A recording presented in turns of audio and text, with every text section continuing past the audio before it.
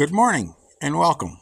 I did say I would get you a update and a completed on this milk stand, and we got up early this morning. We did complete it, moved it in here, and actually used it this morning.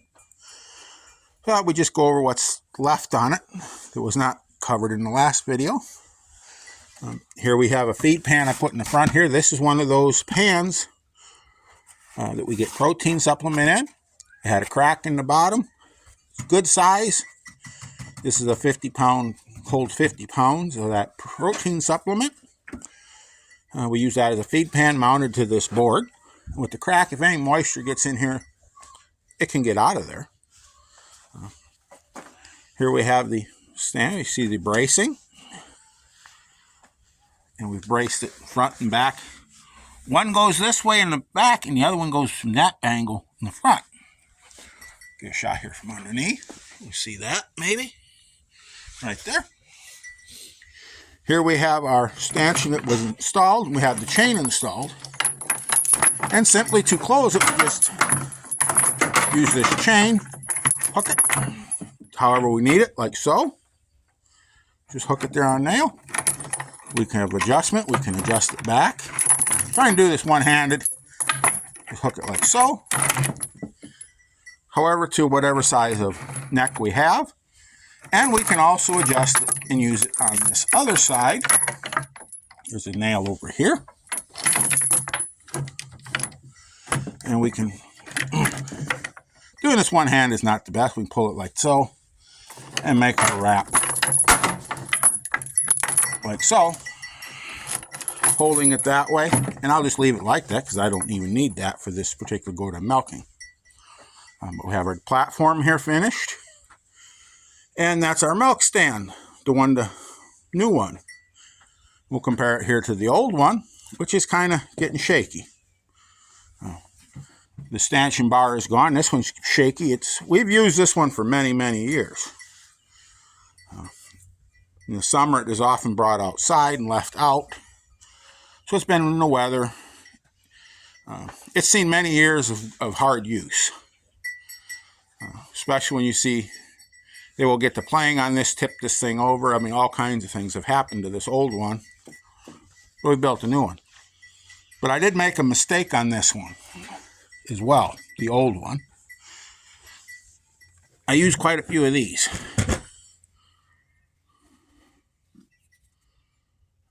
T25 torque screws. I did say we can use screws, and we can use screws. But do not use these torque screws. You can use construction screws, but don't use these torque screws. They have a habit of breaking off with sideways stress or with pressure when the lumber warps, if the lumber should warp. I should have known better. I had built a hay rack and used these to put the sycamore decking onto a hay rack. It was always meant to be stored inside. One evening I had to leave it out and it got rained on and that sycamore warped. And a couple days later when I went back to use it, the decking was all warped and pulled up and these screws were all broke off, just like this one is. Nails would have pulled out. But these screws will break. And one thing, when we nail this, we don't drive our nails, all of our nails straight in. If we can get a little angle on that nail, that's even better. Some of these nails, I'll usually put the first nail in, each corner straight, and then I'll put in some at an angle. I have a couple more to put in here yet to complete this job. We'll put them in one this way and one angle this way to hold, to help hold things down in place. So if we angle those nails, they'll hold better.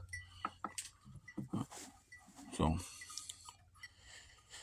anyway, if I don't seem quite up to my normal self, I also broke a tooth off last night. I broke a molar off right tight to the gum, so I have no top on one of my molars in the back of my mouth. And let's just say it's slightly uncomfortable.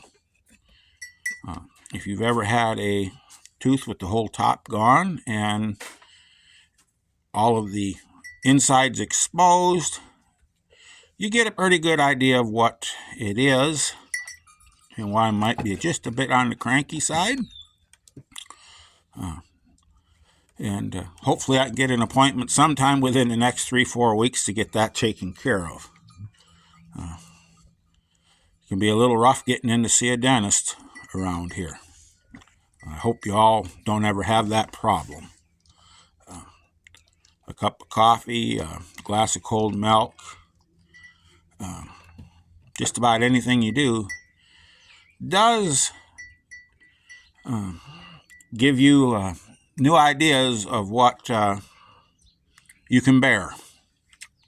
So anyway, I hope you all enjoyed seeing this stand. If you're thinking of getting a milk goat, this is something you want to do ahead of time. Make sure you have a good place to milk. And if you don't know how she's going to stand for you, this stanchion comes in real handy because it does control their ability to take off on you. Holds her there, making your milking much more enjoyable. You can sit behind her here or off to the side. I just sit on a bucket, but you can have a little stool there. You're not all scooped over or sitting on the ground while you're doing your milking. So with that, have a wonderful day. Or at least I'm going to try to have the best day I can. Go out there, get your hands dirty, have some fun, and above all, keep growing.